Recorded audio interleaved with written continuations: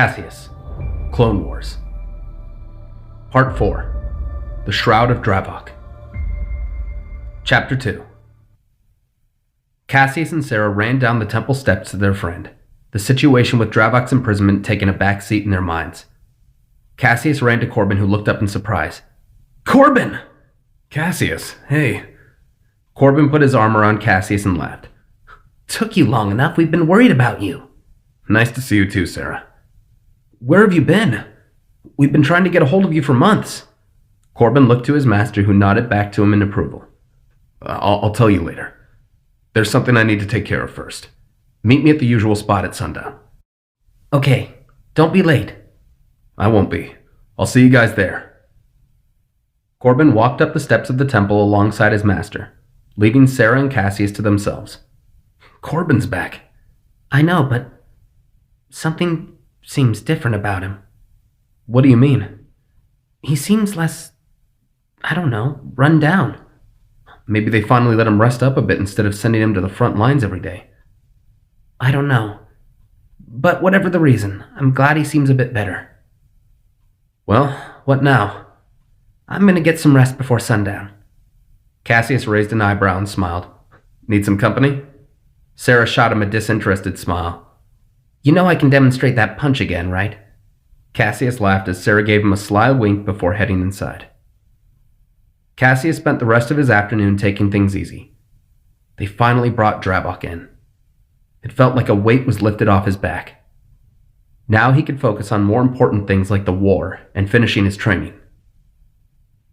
Evening came and the sun began to set. After dinner, Caseus climbed out of his window and made his way up to the top of the temple where Sarah was waiting. "So, where is he?" "Dunno. He shouldn't be too much longer." Caseus looked out at the shimmering skyline over to the Senate building in the distance. "I'll bet Dravok's view is even nicer." "I suppose, if you like the look of cold steel walls." The two Padawans chuckled at the idea of Dravok seething in a tiny cell. "Hey." Caseus and Sarah were joined by Corbin, who stood holding something in his hands.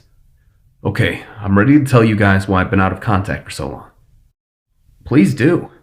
You really had us worried." Corbin smiled and held in his outstretched hand his severed Padawan braid. Caseus and Sarah's eyes widened. "No. Corbin!"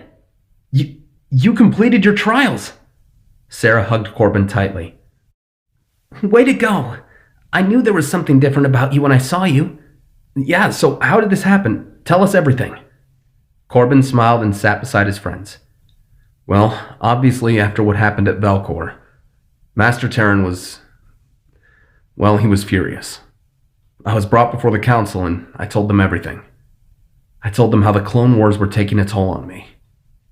I thought I was going to be expelled for what happened, but Master Yoda, he suggested that my master and I divert our attention from the front lines and take a few weeks to prepare me for the next step, the trials.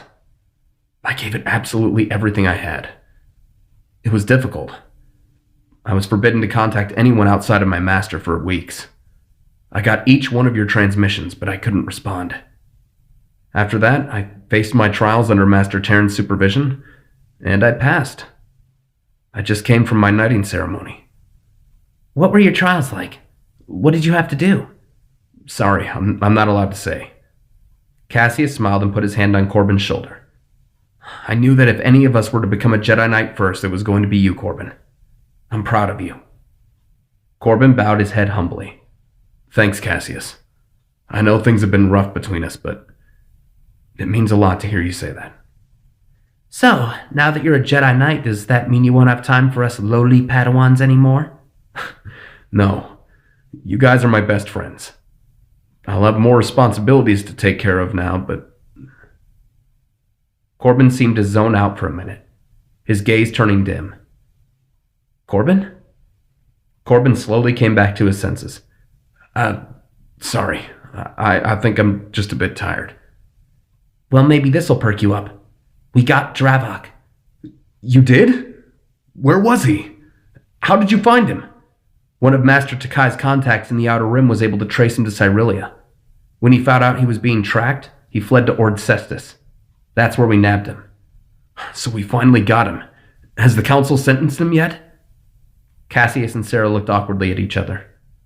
Well, not exactly. After we brought him here, the Chancellor showed up and took him into Republic custody. What? He said that Dravok's crimes put him outside of the Jedi's jurisdiction. He can't do that. It'll be years before any justice is served. Corbin, calm down. Dravok is being contained under maximum security. At the very least, we've got him put away for a while. Corbin scowled, looking down at his mechanical arm, clenching it into a tight fist. It's not good enough. He needs to pay for everything he's done. Sarah stepped forward and took Corbin by his shoulders. I know, Corbin. None of us are happy about this. But there's nothing we can do right now. Corbin sighed and relaxed slowly. Fine. But I'm going to talk to Master Takai about this. We should keep tabs on him. I agree. But let's not focus on this right now. Corbin has achieved something great today. Corbin smiled a bit as the three Padawans sat and shared stories of everything that happened since they last met. After the sun set, the Padawans said their goodbyes to each other before returning to their quarters. The next morning, Caseus met with Sarah and Master Drolig for more lessons. It was a typical session for the most part. Sparring, a lecture on the importance of a proper defensive stance, etc. After the lesson had concluded, Sarah and Caseus were gathering their gear before heading to lunch. Caseus, I'd like a word with you if you don't mind. Ooh, someone's in trouble. Caseus rolled his eyes. Cut it out. Head to the dining hall. I'll be there in a bit. Sarah laughed and went inside while Master Drolig stepped over to Caseus. What is it, Master? I'm sure you're aware that the younglings are preparing for their next apprentice tournament. Yeah, what about it? I've decided that it may be beneficial for the younglings to witness a proper duel firsthand. I would like you and Corbin to demonstrate for them in 2 days here in the training grounds. Really?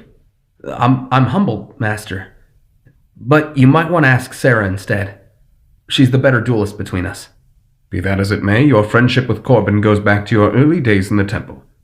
It would be a good change of pace to see how far both of you have come. I'll be speaking with Corbin later today. I hope you will consider taking part in this duel. Caseus thought it over. It had been a few years since he sparred with Corbin. He was curious to see how he'd improved since then. Okay, I'll do it. Very good. I'll contact you later with the finer details. You're dismissed. Bowing, Caseus left to find Sarah in the dining hall, sitting across from Corbin. Grabbing his tray of food, he joined them. So what did he want? He wants Corbin and I to put on a duel for the younglings in 2 days to help them prepare for the apprentice tournament. That's great. Are you going to do it, Corbin? Corbin stared at his meal, taking no notice of Sarah. Corbin? Corbin looked up. Huh? Oh, yeah. I don't know. Everything okay, bud? You're usually always down for something like this. Yeah, a chance to mop the floor with Caseus? This should be a no-brainer. Corbin put his fist down abruptly. Look, can we stop talking for a bit? Caseus looked at Corbin worried. Corbin sighed and stood up. I'm sorry. Look, I'll think about it. I need to go. Corbin left his food and walked out of the dining hall. I'll go talk to him. Maybe you should just let him be. It'll be fine. I just want to make sure he's okay. Sarah nodded as Caseus followed Corbin out into the wide corridors of the temple. Corbin, wait up! What is it? Corbin, are you sure you're doing all right? I'm okay, Caseus. You don't have to worry about me. Well, it's hard not to. Is this about Dravok? I said I'm okay, Caseus. You're not. Look, Corbin, do you remember when we were locked away by those pirates? What about it? You told me everything that was going on with you then, and I listened. I didn't judge you or attack you. I just wanted to help.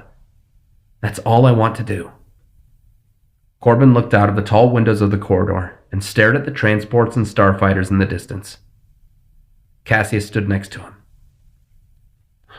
I know you do, Caseus. I don't know. I'm a Jedi Knight now. I'm supposed to be prepared to face my troubles on my own. I fought and trained and done everything I can to help the Republic during the war, but You feel like you could be doing more. not me. I think I'm doing too much. The Council isn't doing enough. How often is Master Windu fighting on the battlefield? What about Master Yoda? I'm doing everything in my power to help the Republic. Why aren't they? And why is it that I seem to be the only one who sees it? I've tried talking to Master Yoda and Master Terran, but I keep getting the same tired responses. It's like they don't care. Corbin, this isn't like you. You know that we all have to do our part, whatever may be required.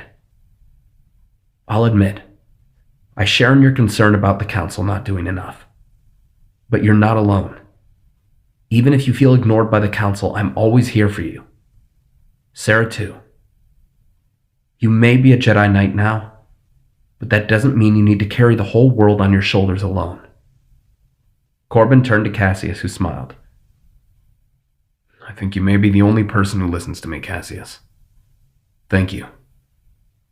I know I can be a real bantha brain sometimes.